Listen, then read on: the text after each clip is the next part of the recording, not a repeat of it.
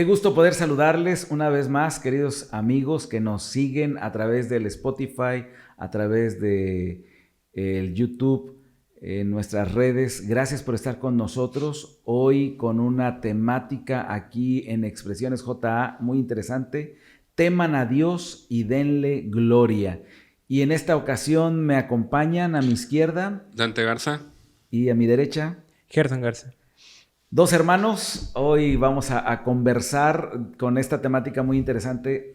Gerson, ¿nos quieres ayudar con la base bíblica para el estudio de hoy?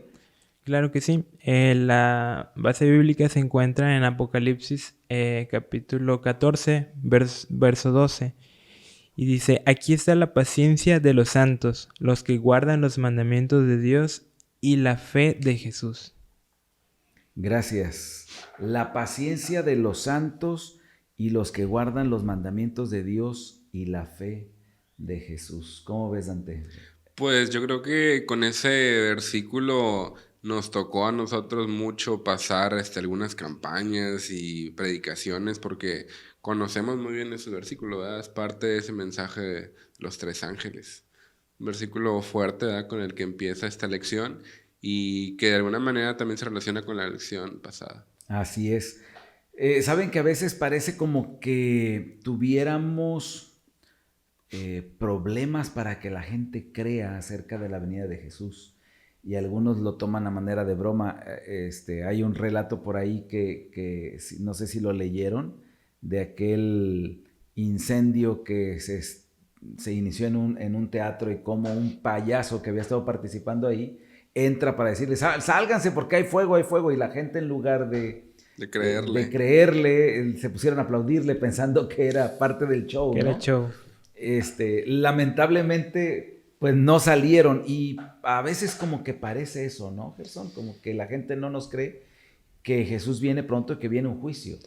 Claro, a veces conforme más insta uno o le da más seriedad a las ideas, pues de pronto lo toman como que pues a lo mejor eres una persona alarmista que a lo mejor solamente quiere buscar sus fines propios y en realidad lo que les trata de advertir pues es algo de seriedad a lo que le debiéramos dar importancia.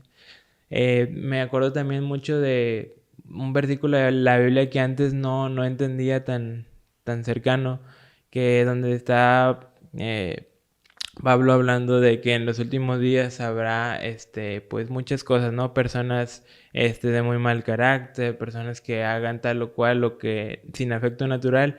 Me llama la atención que también dice habrá burladores. Y yo decía, ¿burladores? ¿Cómo así? Y pues habla mucho del contexto en el que estamos viviendo, en que muchas personas ya todo se lo toman a broma y nada se lo toman pues con seriedad. Sí, ciertamente hay gente que batalla con el asunto de creer de la venida de Jesús, ¿no? A pesar de que el mundo realmente está en caos y aunque mucha gente no lo ve así, piensa como que, eh, no sé, es cosa normal. Alguien un día me dijo, lo que pasa es que siempre ha ocurrido lo que está ocurriendo y lo que pasa es que hoy por las redes y por la facilidad de la comunicación se nos acercan las cosas más y entonces estamos más informados. Sin embargo, me parece que hay evidencia de que la cosa no está bien. Y el libro de Apocalipsis justamente es un libro para que nosotros nos preparemos, para que se prepare un pueblo para el encuentro con Dios. Y entonces hay un llamado de parte de Dios ahí, Apocalipsis 14:7, ¿sí? Cuando dice que debemos estar preparados, temer a Dios y darle gloria. ¿Qué entienden Gerson o Dante? ¿Qué entienden por temer a Dios? ¿Cómo se lo explicarían a alguien? Me recuerda mucho a las primeras veces que leía esos versículos del temor a Dios. Y es que es un tema bastante citado en la Biblia. O sea, en Apocalipsis ahorita lo vimos, pero en todo el Antiguo Testamento está plagado de esa frase de temer a Dios, temer a Dios, temer a Dios. Y bien platicamos hace rato Gerson y yo, que muchas veces el estudio de la Biblia, cuando no se hace de manera adecuada, se llega a malinterpretar, ¿no? Y podemos entender ese temor como un temor humano, un temor carnal, de miedo, de incertidumbre, de preocupación, cuando lo que la Biblia nos habla acerca del temor a Dios tiene que ver con algo completamente diferente, ¿no? Tiene que ver más con una cuestión de respeto. Ok. Gerson. Sí, de hecho me llama la atención también el origen pues etimológico que viene en la Biblia, hablando de la palabra fobeos, que como bien dice antes, más que respeto, reverencia, también tiene que ver una particularidad, admiración. Admiración es algo que pues más adelante podemos ver en el comentario, Ujú. que admiración fue algo que en particular Satanás, cuando tuvo ese problema allá en el cielo, no tenía por Dios. Es decir, Satanás codiciaba en algún momento el puesto jerárquico a lo mejor de Dios, pero no codiciaba su carácter, que era lo que hace a Dios pues como es.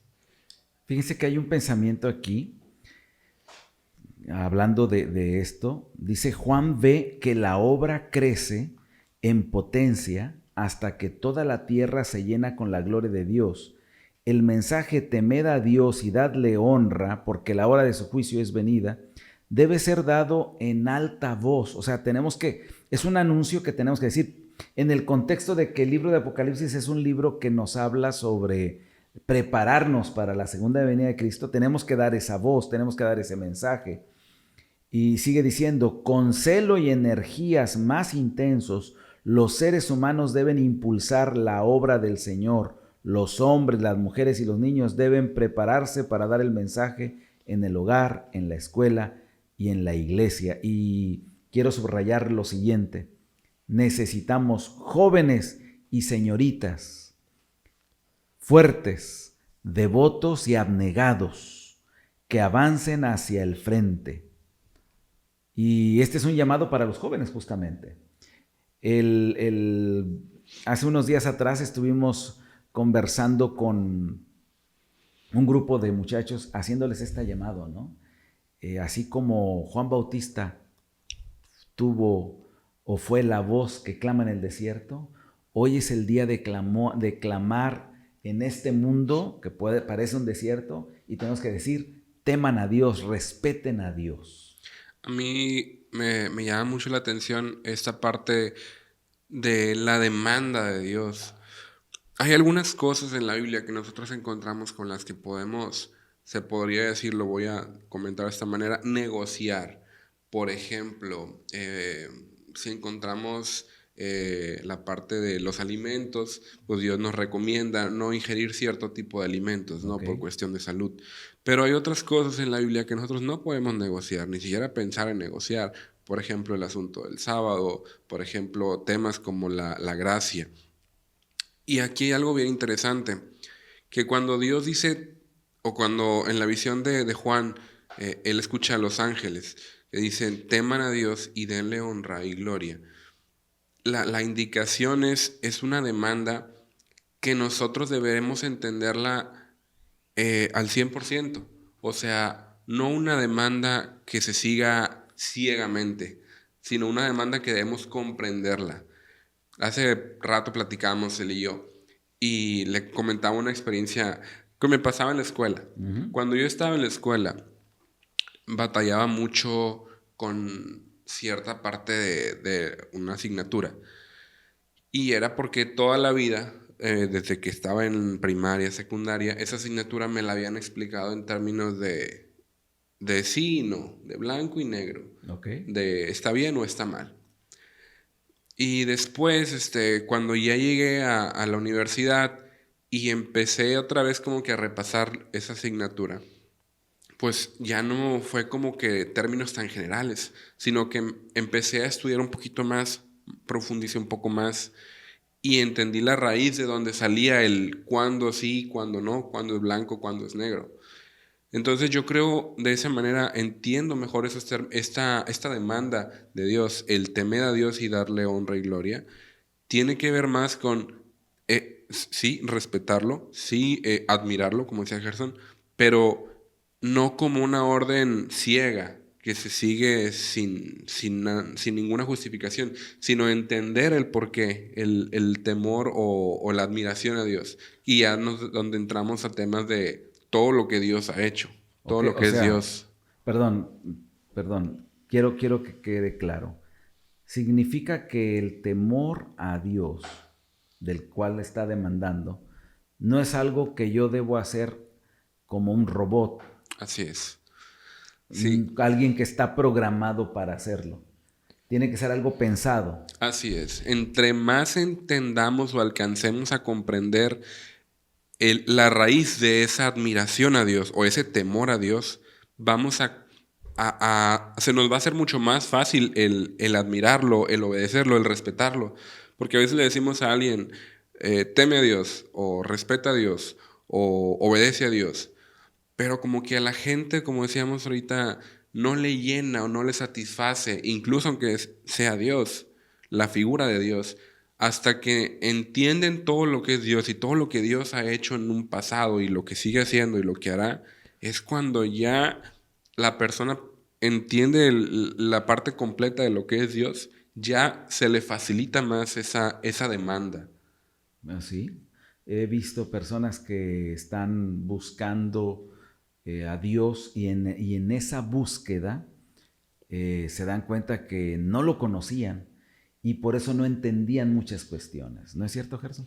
Sí, y es que la parte también de el raciocinio que Dios en determinado momento nos dio, pues fue para que, pues en cierta manera pusiéramos a prueba eso de convencernos por nosotros mismos que Dios realmente hace muchas cosas por nosotros. También platicaba con Dante en relación a que no le vas a poder dar a entender algo o explicarle algo a alguien nada más porque la Biblia dice o tal, pero sin explicarle las partes de la Biblia que se van relacionando en relación al mismo tema.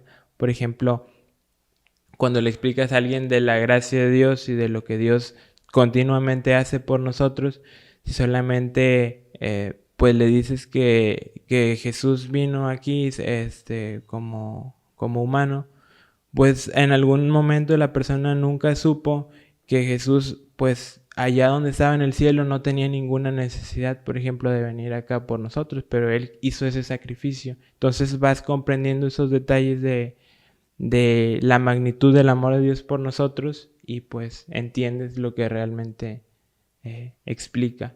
Claro. Fíjate, hay un pensamiento aquí, tratando de resumir lo que hemos estado diciendo. Temer a Dios es una actitud de respeto reverencial. Es lo que estaban diciendo ustedes. Hasta ahí estamos bien. Pero sigue diciendo el pensamiento, que nos lleva a la obediencia. ¿Sí? O sea, el llamado urgente del cielo es que quienes son salvos por gracia, y esto lo quiero subrayar, ¿sí? Somos salvos por gracia y nosotros lo entendemos así, la Biblia lo dice así. Si alguien piensa que es salvo por lo que hace, está fuera de foco, ¿sí? Para nosotros es claro que somos salvos por gracia. Sin embargo, los que son salvos por gracia, obedecemos o tratamos de obedecer lo que Dios quiere de nosotros. La gracia no nos libera de obedecer los mandamientos de Dios.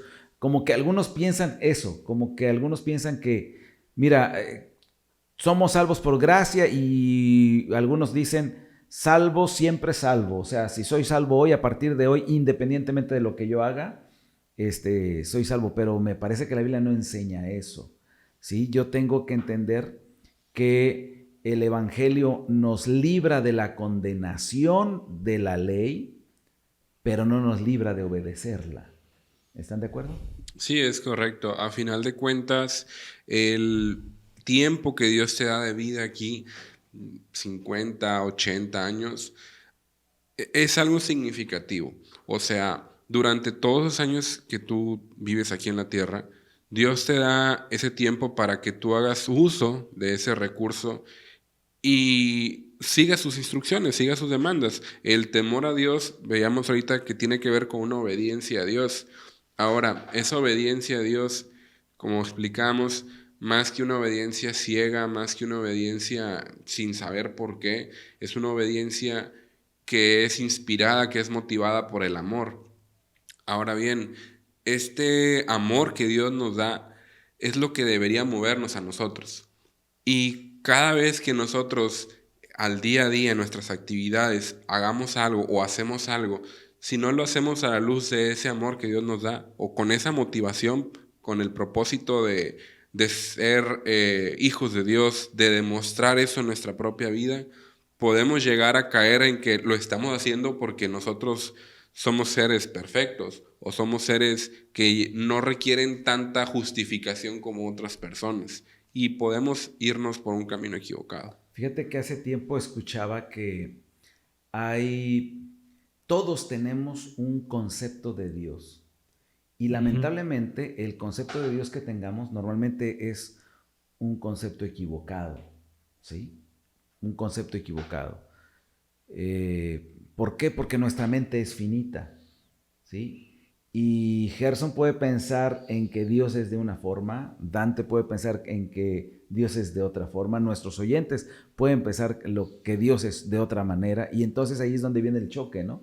Y por eso es que algunos dicen, no, o sea, si eres salvo ya no tienes que guardar la ley, qué sé yo, pero cuando tú te encuentras con Jesús, cuando tú tienes un encuentro con Dios, cuando te encuentras con el Jesús de las Escrituras, te vas a dar cuenta que el Cristo de las Escrituras nunca nos llevó a restarle importancia a la ley.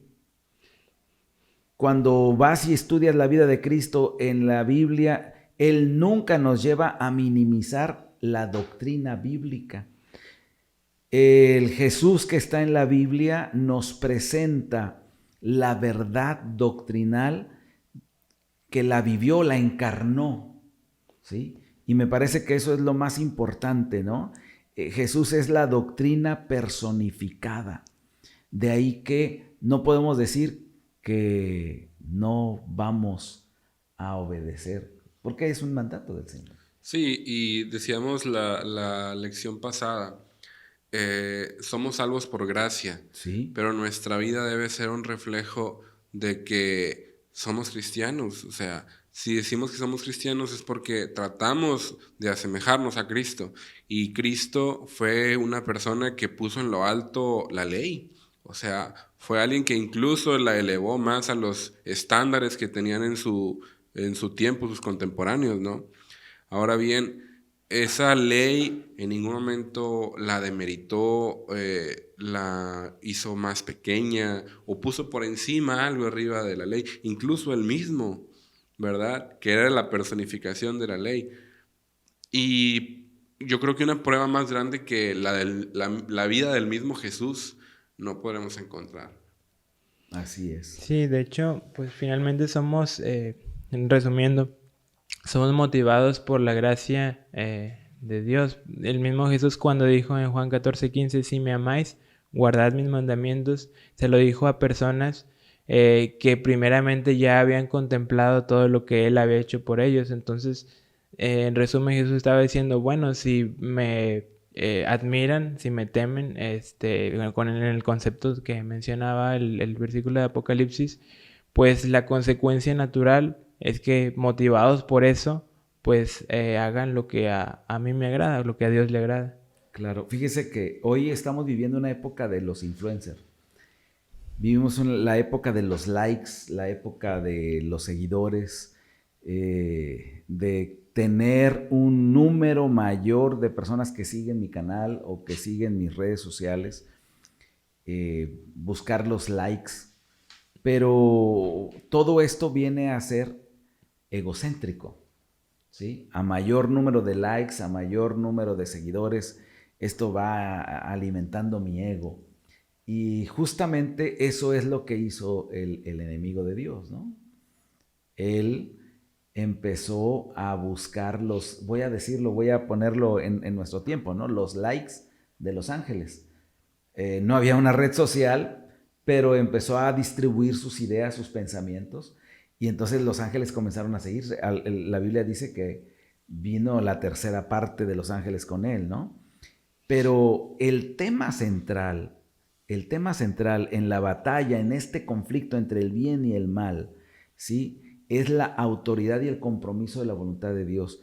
Es dejar el egocentrismo, es dejar a un lado lo que hoy el mundo le da la importancia y poner a Jesús en el trono de nuestra batalla, sentarse en el trono de nuestro corazón.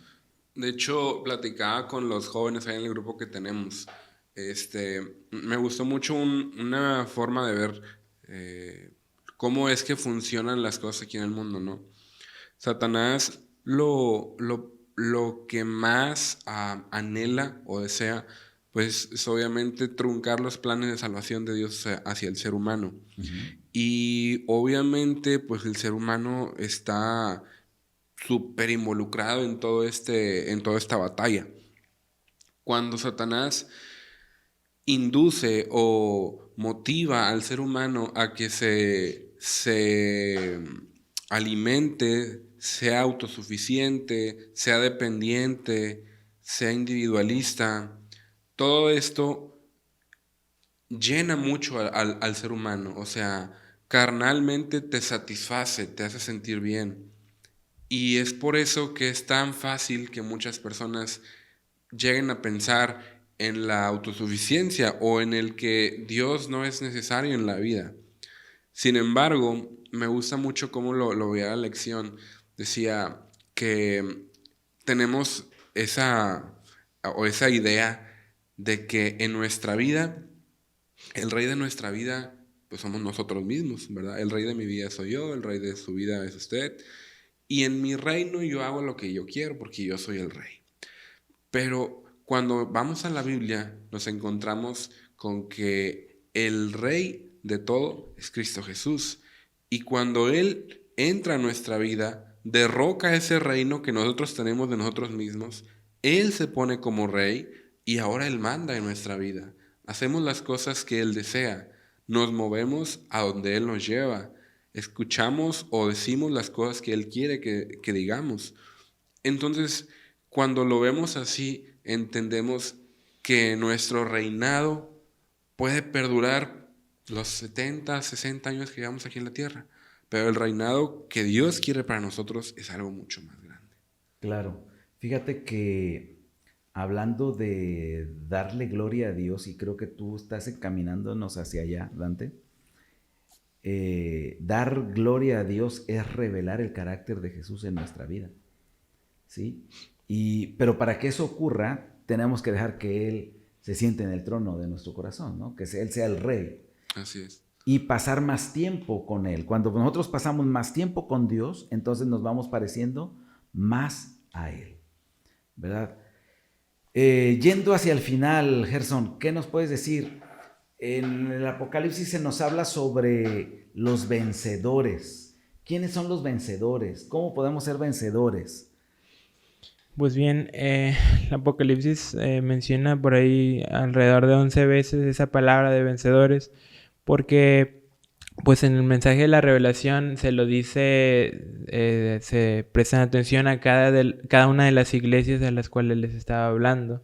A la iglesia de la Odisea, por ejemplo, le dice: al que venciere le daré tal cosa. Y siempre esa palabra, al que venciere, y a veces lo pudiéramos interpretar como que pues la victoria o el que vence, el mérito es de él, cuando en realidad pues sabemos que quien nos da esas facultades para vencer,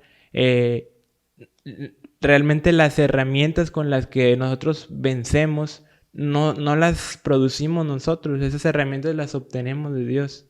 Entonces las promesas que Dios da, que al que venciere, pues no necesariamente va a caer en lo que muchas personas pudieran pensar que es legalismo opuesto a la gracia de la cual hablábamos hace un momento, porque muchas personas lo pueden interpretar: bueno, si al que venciere le van a dar tal o cual cosa, pues se pudiera interpretar como que por nuestras obras obtenemos la victoria, cuando en realidad, como las herramientas con las que nosotros vencemos son de Dios, pues finalmente la victoria es de Dios.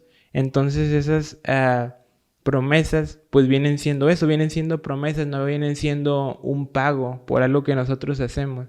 O sea, tenemos que apropiarnos de